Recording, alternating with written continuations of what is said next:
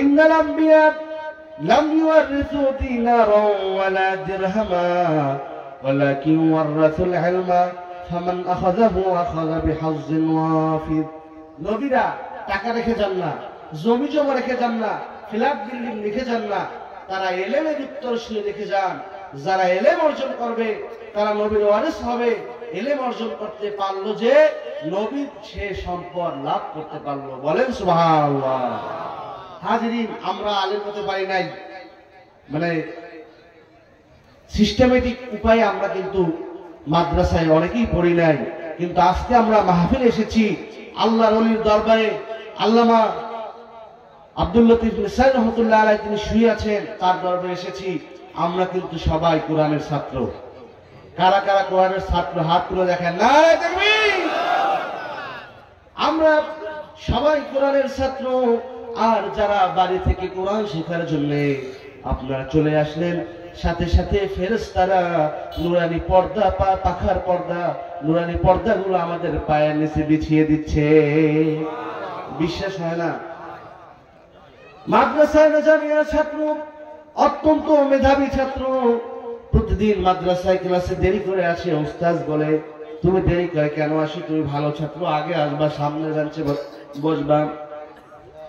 তখন তিনি বললেন, হুজুর আমি তো ইচ্ছা করে দেরি করে আসি না, আমি একটা কারণে দেরি করে আসি। বলে, কি কারণ?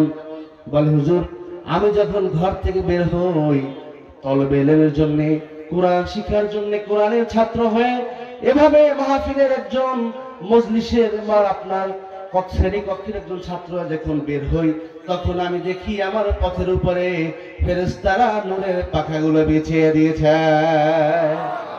আমি পা দিতে গিয়ে, মানে যখন আমার কদম আমি দিচ্ছি, তখন দেখছি যে নুরানি ওই পাখাগুলো জ্বলে উঠছে।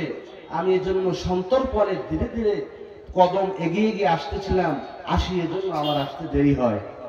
হাজিরিন, ওই ছাত্র আর কেউ নয়, যুগের ইমাম, তাম পৃথিবীর একজন প্রখ্যাত ইমাম, ইমাম গাজ্জালি রহমতুল্লাহ আলাইহি। চিল্লায়ে বলেন সুবহানাল্লাহ।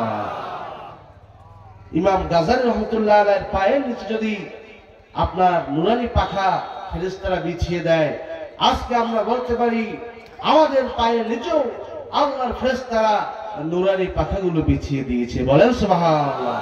শুধু তাই নয়, আমাদের এই মজলিসটা আল্লাহর ফেরেশতারা রহমতের চাদর দিয়ে ঢেকে দিয়েছে। সুতরাং এই রহমতের চাদর থেকে বের হয়ে যারা বাজারে যাবে, বুঝবেন তারা রহমতের থেকে চলে গেছে। কারণ কি, আহাব্বুল বিলাদ ইলাল্লাহি মাসাজিদুহা ওয়া আবগাদুল বিলাদ ইলাল্লাহি আসওয়াকুহা। আল্লাহর কাছে প্রিয় জায়গা যেখানে সিজদা দেওয়া হয়, আল্লাহর কাছে খারাপ জায়গা যেখানে বাজার করা হয়। এজন্য বাজারে মানুষ বেশি। বোঝা যায় আল্লাহর যেটা অপ্রিয় অপছন্দনীয় জায়গা, সেখানে যারা ঘোরে, বলেন তো তারা কি আল্লাহর প্রিয় বান্দা হতে পারবে? পারবে? হাজিরিন, আরেকটা ঘটনা বলি, আমরা মূল আলোচনায় ফিরে যাব। একজন মুহাদ্দিস ছিলেন, তিনি হাদিস পড়াতেন। এই হাদিসটা যখন আসলো যে ইন্নাল মালাইকাতা লা তাদাউ আজনিহাতাহা রিদাল লিতালিবিল ইলম, একজন ছাত্রের তালিবুল ইলমের সন্তুষ্টির জন্য ফেরেশতারা পাখা বিছিয়ে দেয়। উনি এটা মানতে পারলো না, মানে সন্দেহ সৃষ্টি হয়েছে। উনি করলো কি, আমি আজকে ফেরেশতাদের পাখা ভাঙিয়ে দেব। বলেন নাউজুবিল্লাহ। উনি এরকম জোরে পা দিয়া, মানে কদম দিয়ে আঘাত দিচ্ছিল, আঘাত দিতে হেঁটে যাচ্ছিল, এরকম করছে। হঠাৎ দেখে তার পা অবশ হয়ে গেছে, আর ওই পা দিয়ে কদম দিয়ে কিছু করতে পারে।